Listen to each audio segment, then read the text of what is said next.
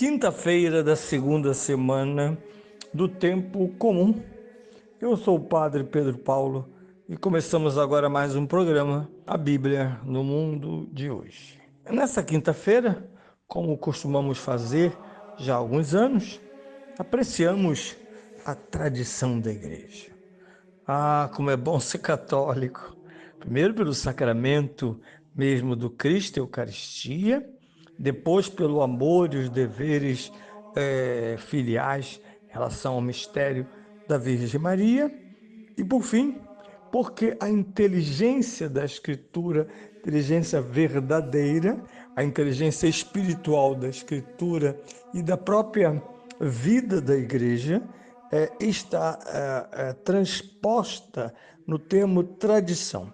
Este contínuo entendimento progressivo e aprofundado de tudo que o Espírito Santo, como fonte da inteligência divina, como tradutor e comunicador do mistério de Deus, nós lemos e ouvimos, visto que Ele é quem instrui a Igreja na sua progressiva compreensão, progressiva e acumulativa, porque graças aos credos, ou melhor dizendo, aos dogmas, nós temos uma fixação da inteligência sobre a qual a tradição verdadeira, ou seja, a tradição, se desenvolve.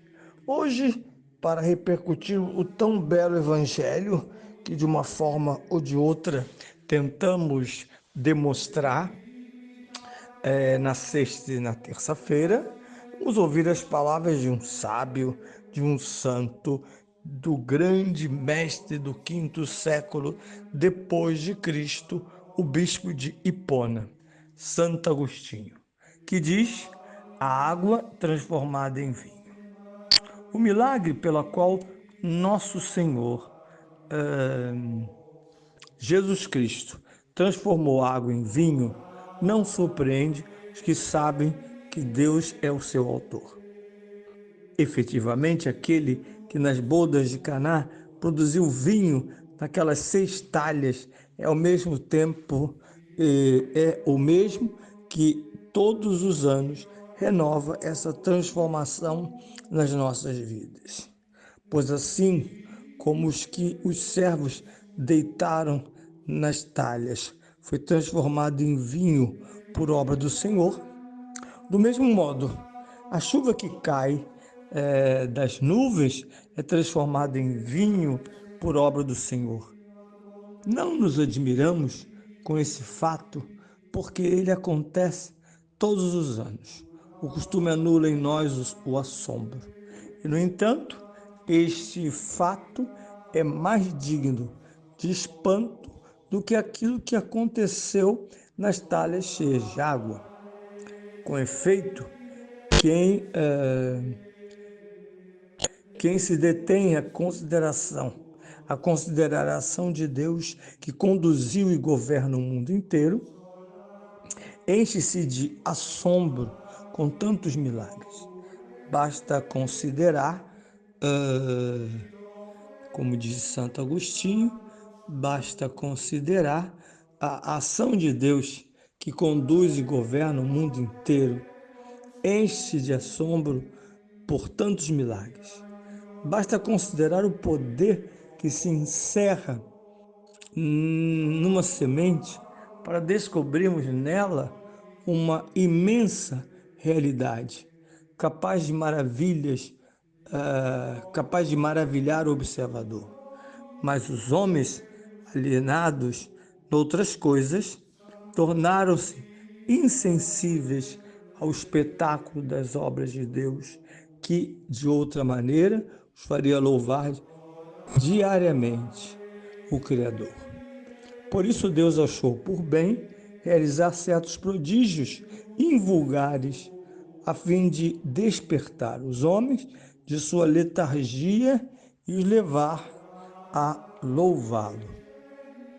Essa pequena e breve mensagem de Santo Agostinho muito nos alegra quando percebemos que, a partir dos séculos chamados do iluminismo e da ciência empírica, o mundo perde beleza, perde poética, né? Perde mistério.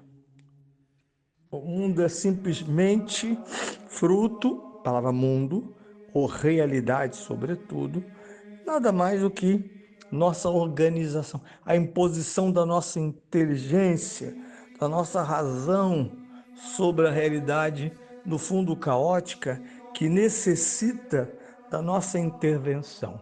A realidade precisa que nós digamos a ela quem ela é, como ela funciona, como deve ser abordada. Estamos vivendo tempos muito curiosos, não novos, mas curiosos, quando os cientistas desejam ter a primeira e a última palavra sobre toda e qualquer realidade. E onde eles não têm palavra, não há realidade. Ponto. É simples. Onde não há o domínio da ciência, não há conhecimento que se preste a todos os homens, ou que seja digno dos homens. Só a ciência é digna dos homens, a religião, a arte, a intuição, o próprio mistério impõe-se como ignorância que precisa ser a qualquer custo superada pela ciência. Tiramos a palavra mistério, que significa densidade, inesgotabilidade semântica, e colocamos no seu lugar o enigma. Por isso fez tanto sucesso Agatha Christie e seus homônimos, porque o homem é apresentado como um personagem inquirente da realidade, que por fim cria nexos e relações, estabelece pontos analógicos e conclui que a lei da natureza é fruto exclusivo da sua inteligência e que, para algo ser analisável, ter significado a ser atribuído, é preciso que esse fenômeno se domestique, ou seja, domesticado pela razão.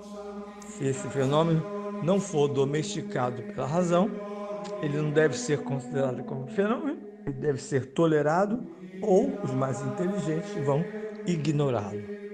Por isso, o grande Immanuel Kant, o filósofo alemão no século XVIII, vai dizer, com a sua segunda obra, a primeira é a Crítica da Razão Pura, a segunda, a Crítica da Razão Prática, ele vai dizer, somente pela observação da ética, através de pressupostos que nos são dados anteriores ao nosso nascimento, por isso são pressupostos, podemos apreciar a razão na sua dimensão ética, política, artística, sem ter medo de reconhecer na obra humana o fundo ou a sua própria razão. Por isso, Santo Agostinho, quase repetidamente, diz: não nos assusta em nada a água de Caná ter sido transformada em vinho, porque todos os dias os fenômenos naturais escondem e exibem o nosso estupor pela obra divina. Sabemos que Deus atua através primeiramente, através da própria natureza, que tem a sua origem, razão de ser, em Deus. A criação não exibe-se a si mesma como tendo autonomia de sentido. A criação pede a presença, o rosto, a mão e, por fim, a palavra do Criador.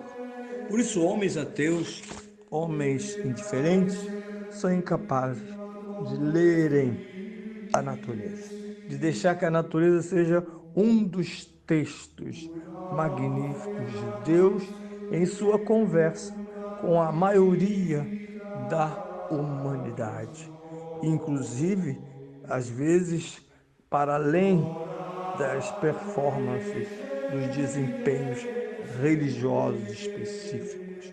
A natureza é o discurso universal da revelação. Por isso, a Igreja, sobretudo no Concílio Vaticano I, vai exaltar a chamada revelação natural, apresentando-a como ela é, o palco e o cenário do grande diálogo da consciência humana com o Criador.